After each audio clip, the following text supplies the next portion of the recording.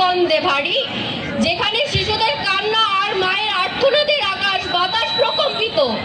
দশকের পর দশক ধরে চলা এই অবরুদ্ধ জীবনে আজ আমরা ফিলিস্তিনিরা নিজ ভূমিতে শরণার্থী। আমাদের ঘর বাড়ি, হাসপাতাল, স্কুল সবই আজ ধ্বংসস্তূপে পরিণত।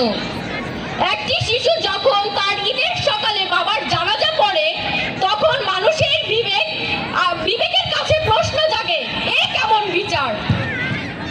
খাদ্য, পানি ও চিকিৎসার অভাবে আজ আমরা ফিলিস্তিনিরা ধুকে ধুকে মরছি।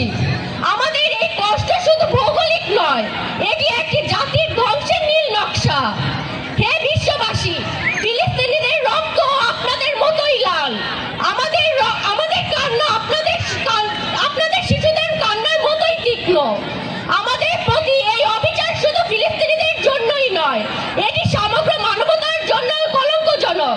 আসুন এই বোমা বৃষ্টির নিচে দাঁড়িয়ে থাকা মানুষগুলোর কণ্ঠস্বর হই এবং তাদের ন্যায় বিচার ও মুক্তির লড়াইয়ে সংহতি জানাই। আসসালামু আলাইকুম।